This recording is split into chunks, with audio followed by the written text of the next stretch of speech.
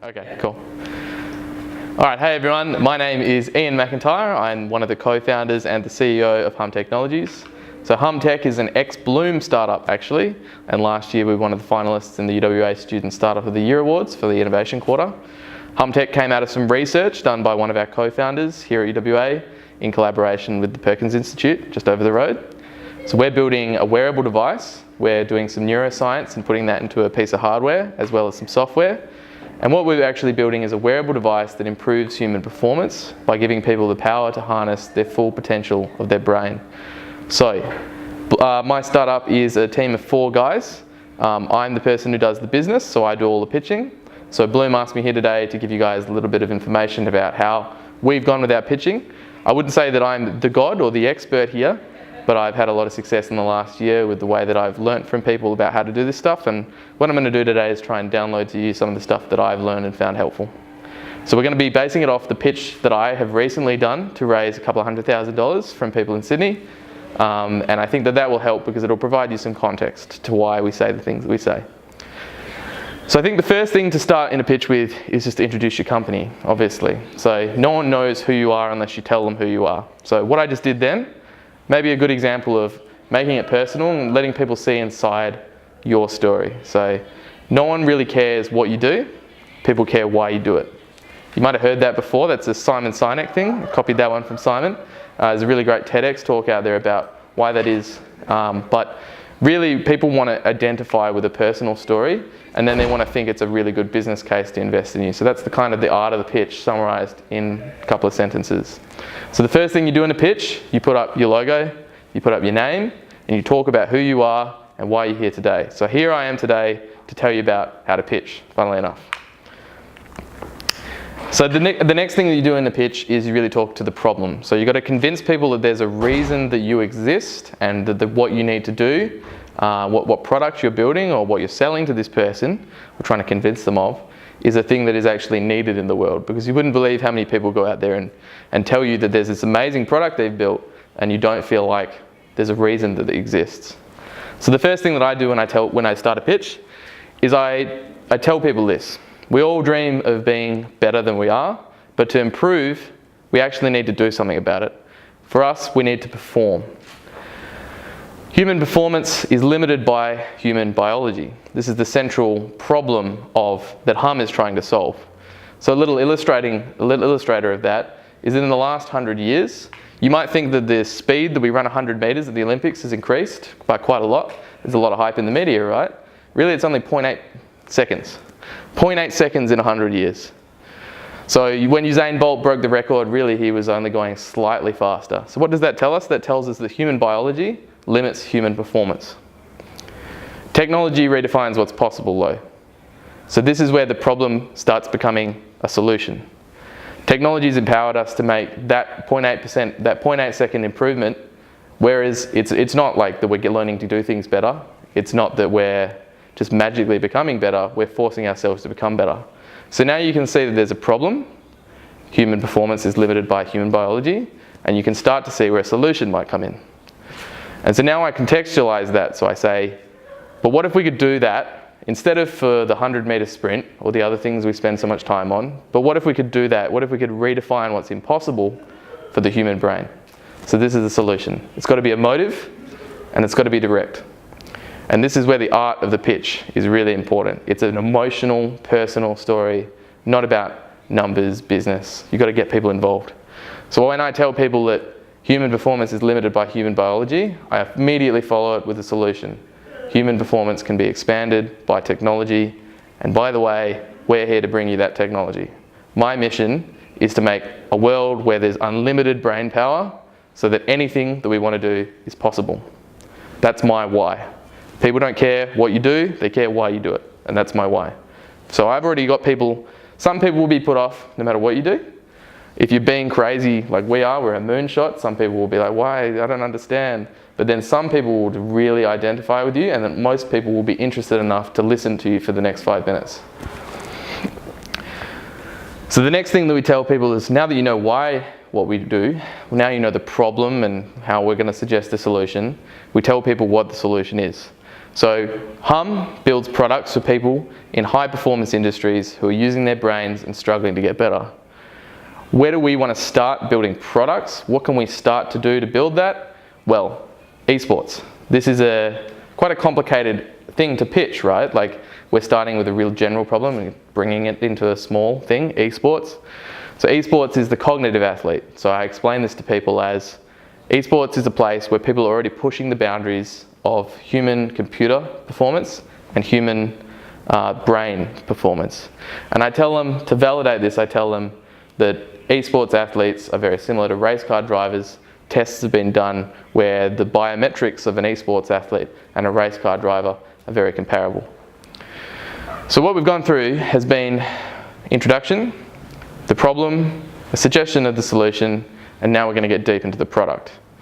So when I tell people that we're moving into esports, I give them a little bit of a push. I tell them there have been a lot of big businesses come into esports recently. Why are you not part of it? So one of the things that I'll do, hopefully through Bloom, is give you guys a copy of a really great pitch deck that people in the tech world kind of idolize. It's Zorora's pitch deck. Zora is a subscription economy company that converts companies from old models to subscription.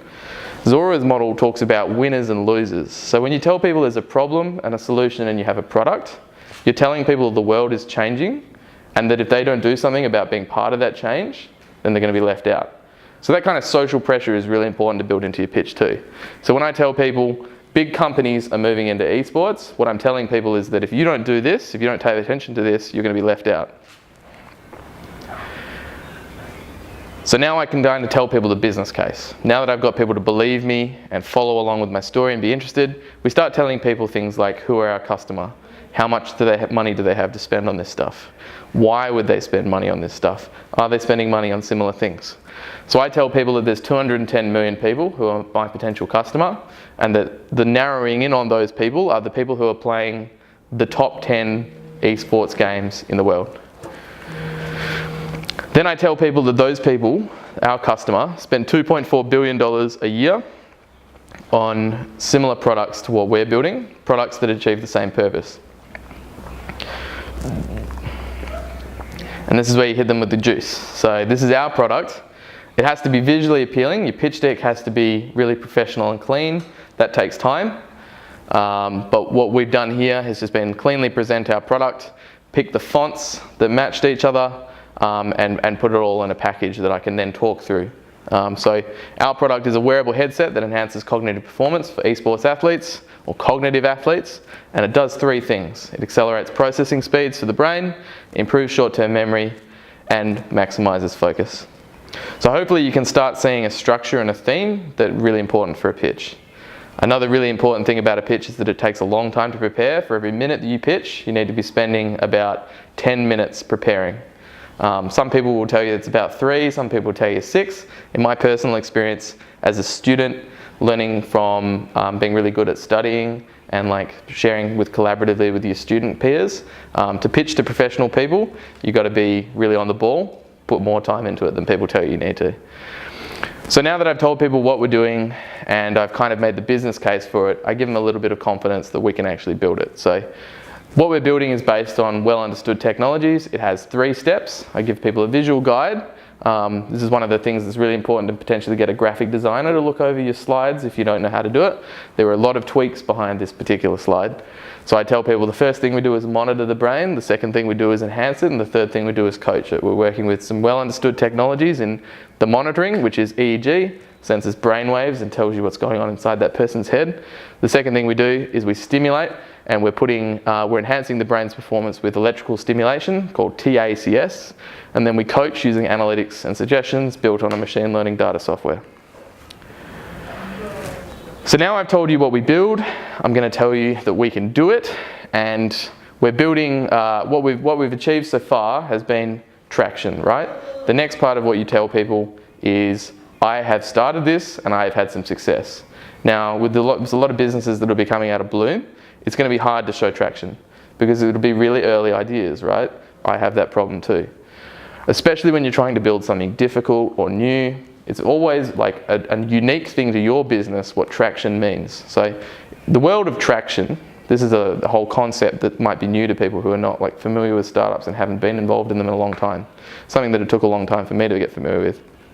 The world of traction is this world on the internet where a lot of Silicon Valley startups and tech people talk about how do you put a metric against how someone's improving, how someone's business is going.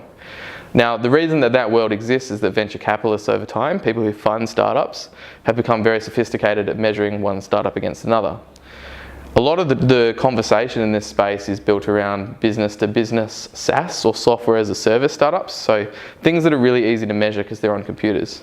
My business is hardware, so it's really difficult to kind of convey those kinds of, we have this many users and we have this many people like continuing to use, because we're still in an R&D phase, right?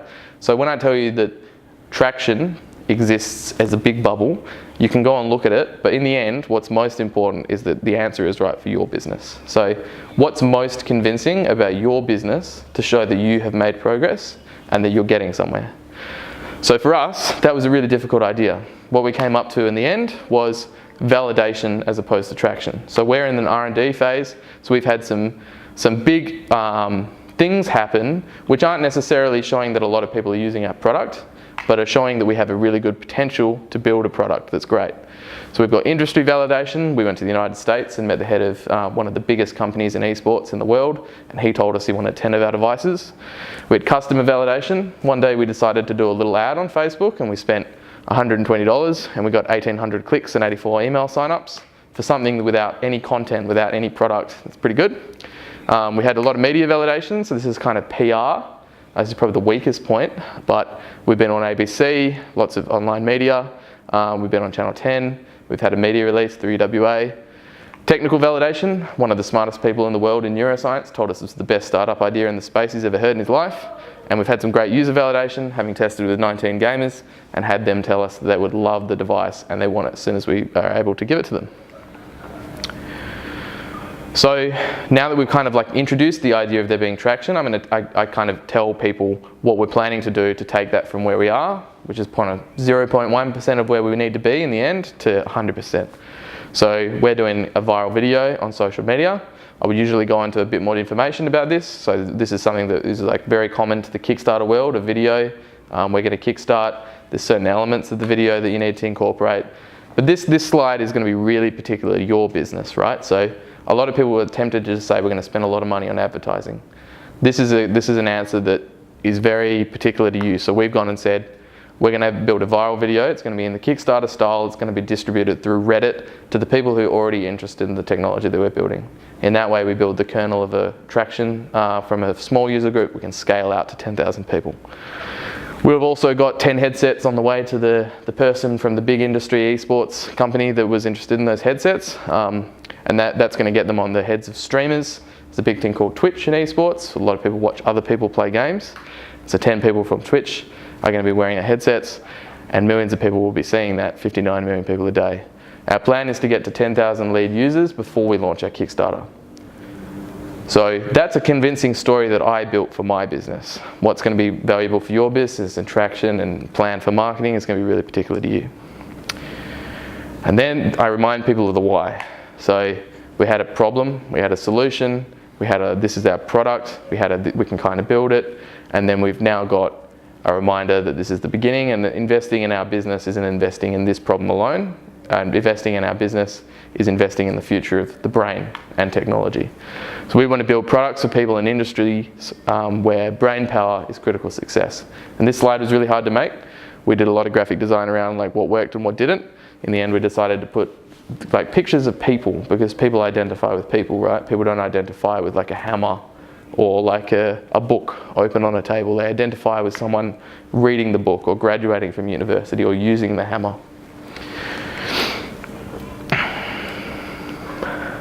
So at this point, I just remind people that esports is what we're starting with now, and it's a great place to start. And then in the future, we're going to build a business that's much more valuable by targeting really large industries where people have the exact same problem as esports, but are doing very different things. So how we make money. So this is the business model part of the pitch. So you can get up there and you can pitch a really convincing story, and that will really get people to want to talk to you. But what's going to get people to invest money in you is if they trust you with their money. So am I going to return your money? So you might be pitching to investors, you might be pitching to like startup advisors, you might be pitching to an accelerator program. In the end, it has to come back to money, right? And a lot of people like struggle with that at the start with the startup. Like, am I here to explain to people how I make money? Should I be just convincing people of an idea? The money will be figured out later. In the end, the professional world, the people who are going to be listening to your pitch, they need to know that you think about this seriously. So I believe that this is probably wrong. Like, a lot of people get the money part wrong at the start, but it's important that you put something there and you make it convincing and you have reasoning for it. Otherwise, people don't take your like business as a business seriously. So for us, we're launching on Kickstarter. That Kickstarter has been costed. We think we can build our device for about $150 a piece. We're going to sell it on Kickstarter for $300. That's not a very good margin, but it includes shipping and tax. That will allow us to sell lots, get the device out there and in many people's heads as possible. And then we're going to ramp up our device to 500 plus premium subscription software online. So I haven't gone there and plotted out we're making 10% margin on things. There's a lot of unknown unknowns, but people who have told this before tend to believe it. And that's what you need to do. You need to workshop through with business people. Do you believe this? In the future though, our business is infinitely valuable because we can do hardware sales, software subscriptions. We can do those things already. What we can do in the future that could be potentially very difficult to figure out just how big they could be, but could be huge. Joint ventures, licensing of IP, back-to-back data, business-to-business data analytics. These are the kinds of things, the buzzwords that investors like to hear. So that's why they're in there. They are true. So then you talk about your competition. Now, some people leave this part out. I think it's up to you. If you're in a space where there are competitors, I think being brave and showing your competitors is really important actually, because why would anyone believe you if you're hiding something from them? Like, the best pitches that I've ever seen have all done this. They've all shown the competitors, because if you don't show the competitors, the person is going to look you up. This day and age, everyone's got a phone. An investor who's smart and knows how to do this is going to look you up on their phone. Oh, there's 20 other people doing this. I'm not even going to listen anymore. So why not just tell them, control the explosion? Or if it's even like us, where we don't have any direct competitors, the fact that we're showing that we might and that we can justify why they're not is a bravery. It's a convincing tool rather than this is how we'll make money and justifying that. So we have 6 other devices in the market. None of those devices target esports. None of those devices combine the elements of the technology or have the advantage of the IP that we've developed and tested. And none of those devices have the vision that we have of a closed-loop brain-computer interface that unlocks the potential of humanity. Those devices are really niche use cases: athletics, research, concentration, meditation, sleep. What we're doing has the potential to be 1,000,000 times larger. But there's been validation in that market. So all of these people have a number attached to how much money they've raised so far. And what that tells an investor or someone interested is that although we're not the first people to make a device like this, that's actually a good thing, because these people have validated that people will spend money on devices. There's a bit of an art to this too. So then I usually wrap up the pitch with a summary, but also a little bit of excitement, right? Because what this is theatre. This is not like a science where you get up and you're presenting to your colleagues in a business about the numbers of why we should invest. This is you getting up and telling people, I'm exciting, invest in me, listen to me, work with me. So if anything, you need to be exciting. So at this point, I tell people a little tidbit, which is that a month after we started our company, Elon Musk and Mark Zuckerberg realized that they should probably too, and they started their own companies in the space, and that they probably need to catch up. We're way ahead of them. And that the United States military has commissioned a program to build cyber soldiers using the same technology as we're building. And then I tell people that in the last 12 months, there's been $600 million invested in this space. So this is the winners and losers, right? This is the bit where people are like, shit, I need to act quickly. 600 million invested in the last 12 months is a trend that people need to follow if they don't want to be a loser. The last thing, and some people put this at the very start, I think it's very good to put it at the end, because really you should be convincing people of your idea and why you believe in it and how you're going to solve the problem. And then, oh, by the way, our team can do this, rather than we're an experienced team that can do this and here's what we're going to do. It's much more convincing to go the way with the team at the end. And for Bloom startups in particular, that's important too, because we're all young. Mark Zuckerberg was young once and he did pretty well. People don't think that you have 10 years experience in your industry, and that's not how you're going to convince them of it, so don't worry about it, put it at the end. That being said, our team has some cool stuff to sell. So our head engineer, our CTO, used to prototype at NASA and has taken those skills and brought them to us, and he was working on the supercomputer doing machine learning. Now he's doing machine learning for us. Our head of science is the neuroscience researcher that invented the IP that we're commercializing.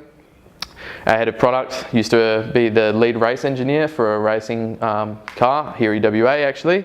And in that year they won the Australian competition. So his experience is in running a team of engineers to solve problems from a non-engineering, we need to win perspective. And that's exactly what he does for us. I'm the CEO, I've started a couple of organisations, I'm good at getting people together, and I'm learning how to raise money. So always say yourself last too, because when you say yourself, everyone, no matter what you are, no matter what you're into, your body language gets weird, right? You probably noticed it's very hard to talk about like how good you are unless you're a real Silicon Valley psychopath. So this is the rest of our team. Just putting up this picture shows that we've got a big team and that we've clearly got the right idea, which is that what we're building is really hard. You need a lot of smart people to do it. We've got a lot of smart people. So by putting that at the end, I've given people a bit of confidence in us. Now I tell people that we know that there's more than just us that needs to solve this problem. So we've got a great team of advisors. Some of these people are real heavy hitters in the venture capital space, in the startup space, in neuroscience, in Kickstarter, and in like being a crazy vision person. Phil George, the top guy on the right, deep experience in IP, on the executive director of 2 ASX listed companies with deep experience in IP. Matt McFarlane was Western Australia's first venture capitalist, is now the director of Space Cubed here in WA. Our neuroscientist has been commercialising stuff in the same space for the last 10 years. These are the kinds of things that make people convinced. So then the final thing, the end of the pitch, some people call this a call to action. Some people call this an ask. Some people call this the slide where you actually tell someone why you're pitching rather than just talking for 10 minutes. I like to think of this as whatever is appropriate to you. Like, there's a lot of conversation out there like about what you should ask in order to actually get something. Having read a lot of like how to pitch and looked at a lot of people's pitches and stuff like that, I think it's much more important to actually try and get what you want out of the pitch. So I've gone kind of against the grain in this, and I've put like quite a complicated ask here, right? So I've explained to people we're raising money, we're raising it at this valuation, we're doing this with it, and we plan to raise more money later in the year. That doesn't have a please sign up to my email account now, which is what a lot of people will tell you is that you should have. Or it doesn't have like a please like us on Facebook. It doesn't have a please come talk to me afterwards. This is what I think is the most convincing thing to get people to do what I want, which is approach me about investment. So a couple of these things, they've got a heading, like the ask, but they have to be really particular to your business and you have to believe in why you're putting them in front of people. And that's it for me.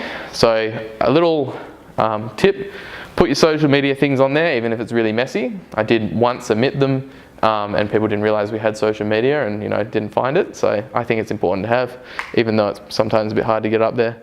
Have an email address. Sometimes you'll be emailing this out. So kind of build the pitch for different purposes too. Like this is built for presentation, but also to be emailed to people. And in that way, having an email address is good. Then a little tip that I found really valuable when someone at the very start of my company told me how to pitch, have appendix slides. So in order to make your pitch not too long, and in order to give you the ability to really surprise people with high quality answers that have pitch deck slides behind them, it's sometimes good to have an appendix. And that appendix can be built around like particular questions you expect.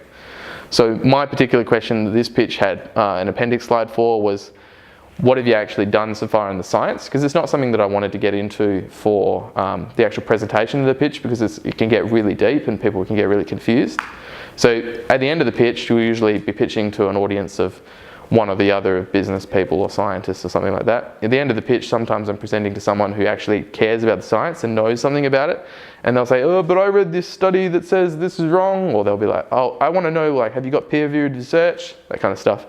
This lets me pull out a slide and say, this is what we've done, this is what we're doing. We've tested with 19 gamers over 3 months. around a 15% improvement in working memory, using the contextual language of the thing. We've got an improvement in visual attention, reaction time, short-term memory.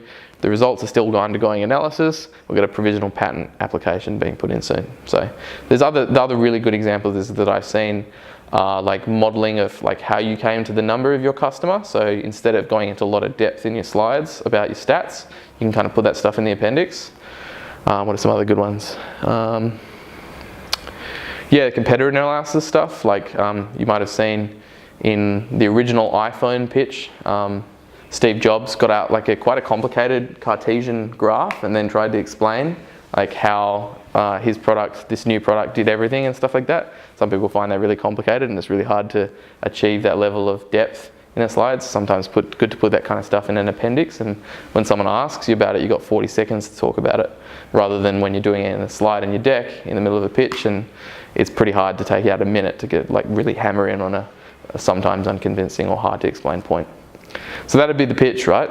Problem, introduce yourself, introduce why you're doing what you're doing, talk about how you've come to the solution, talk about how you're building it, convince people that you're getting there with some stuff about traction, talk about the team, talk about where you're going, talk about what you want, and then you're done.